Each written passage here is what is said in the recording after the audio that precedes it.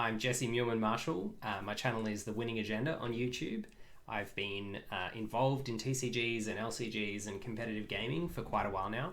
I went to the Android Netrunner World Championships in 2014, 2016 and 2017 in the US, so traveled overseas for those, which is a lot of fun. I've been a Magic the Gathering player for a really long time, played local PTQs and other things. I never went to the Magic Pro Tour, but I'm super excited to be going to the first Fab Pro Tour. I qualified for Pro Tour New Jersey through a Pro Quest in Adelaide earlier this year. I think it was at the end of February in Pro Quest Season 1. I flew over from Melbourne to Adelaide, which is always a little bit nerve-wracking. It's always fun to travel interstate for TCG sort of high-level events. And yeah, I was fortunate enough that I took away the win that day, which when you make all the effort to get on a plane and travel interstate, you're kind of like, oh, it'd be nice to top 8. It'd be good to do well, just kind of see how the deck's going. It was the start of the season. And then I kind of got to the final and I was like, oh, I could actually win. This is really sweet. And then I did, and I'm really, really excited to be going to the Pro Tour. In the first couple of weeks after the last banner restricted announcement, before the actual one, I was a little bit nervous because obviously I'm leaving tomorrow for the Pro Tour, so that'll be the 6th of May. I'm recording this here on the 5th. So on the 6th of May, I'm leaving, which would have meant if the ban list had been released on the 2nd, I would have had like 3 or 4 days before I left, which would have been really hard. So getting the additional week from LSS, very grateful for that. It's given me a bit of time to play test, find my feet in the new format and make sure I'm a little bit comfortable with at least a few more matchups. It's definitely, in terms of the content of the ban list itself, it's definitely changed the format up a little bit. I mean, obviously smashing Viserai was, I think, the biggest change. Losing Skeletor has pretty much taken Viz down from top tier to mid tier or below, and it's definitely knocked it off its perch as #1 Runeblade. So I think we're going to see a lot of Chain. I love playing Chain, and I've played Chain for a while. I played it at Nationals and Road to Nationals last year, so I am definitely considering that for the Pro Tour, but also the hits on Starvo weren't fatal. So I think Starvo is still going to be a really good deck, and I'm excited to consider playing that as well. And that was the deck I won at the Pro Quest with, so it'd kind of be nice to play that in what will probably be its last high-level tournament, giving the Living Legend points before it's retired. So Starvo still looks really strong. Prism is still really strong as the natural counter to Starvo.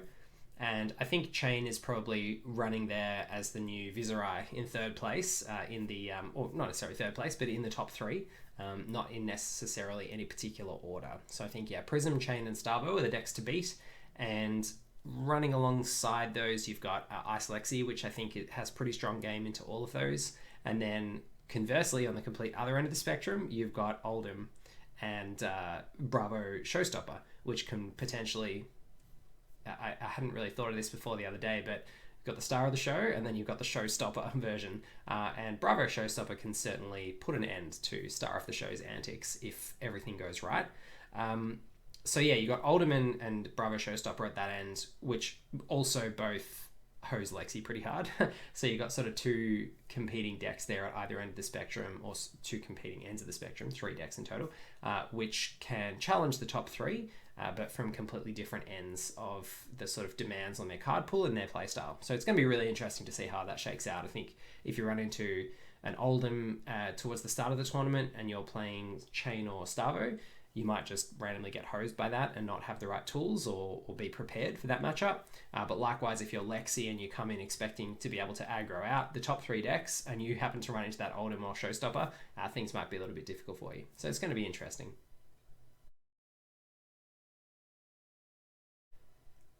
I really like Fab 2.0. I think the idea of having one product for each set, you just buy the booster box and that's it. You get your chance at cold foils. You don't have to worry about the kind of pre-order scramble that we had for Tails and Monarch, which I think led to a few feel bads for people where they FOMO'd into higher prices than were necessary given the amount of boxes that LSS printed. And just the community not having that information at the start is really hard, but also I think what LSS touched on in the article, which is players who care about this game and want to play it want the cards early so they can go and play at their local tournaments as soon as possible with these exciting new cards. And the way the system was structured before those players didn't have the information about what was a good price, and so they were overpaying, and that was unfortunate. So I think this new system means that people can be a bit calmer. They can pre-order the amount that they need. They don't need to worry about things selling out. They know there'll be enough supply to meet demand, in the first few months. And then LSS can reassess from there as to how much they provide on an ongoing basis, very similar to the release model for Magic the Gathering, which has worked quite well for sort of the last 15 or so years.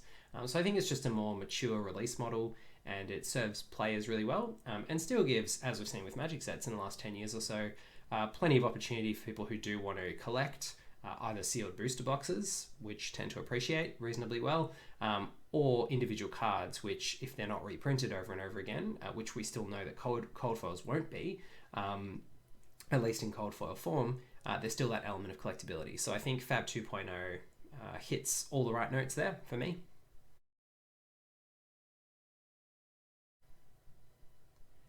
Which Fab hero would I want to watch my back in a fight, and why? That's a really tough one. They've all just got some pretty helpful attributes, right? I think one of the important things to think about there is, who do you want standing next to you once the fight's over? Who do you actually want to hang out with? And so I think, there are plenty of options there. Briar and Lexi both have a really interesting story to tell, I think, from Tales of Aria. Probably Oldhim hasn't done enough to convince me that, I'd want to hang out and have a beer with him.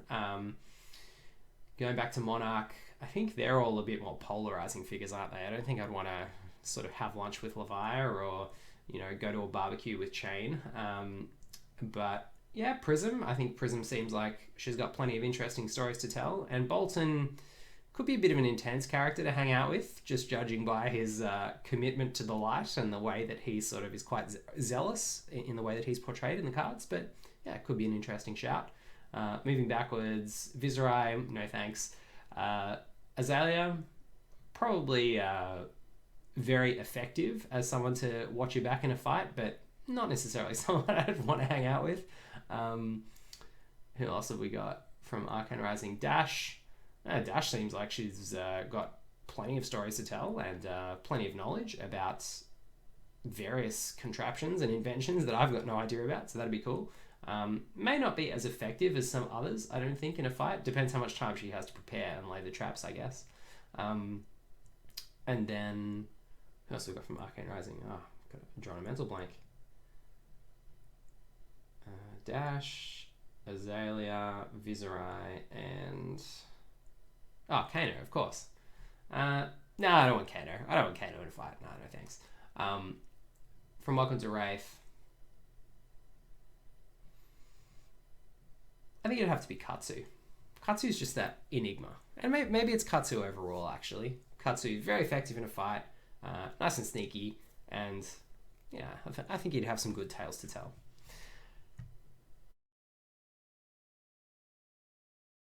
Well, you can find my content on Facebook at The Winning Agenda, on Twitter at Winning Agenda, or on YouTube at www.youtube.com/thewinningagenda. You can subscribe there. You can join as a member for $3 a month on YouTube and get access to some awesome giveaways, including the LSS content creator promos.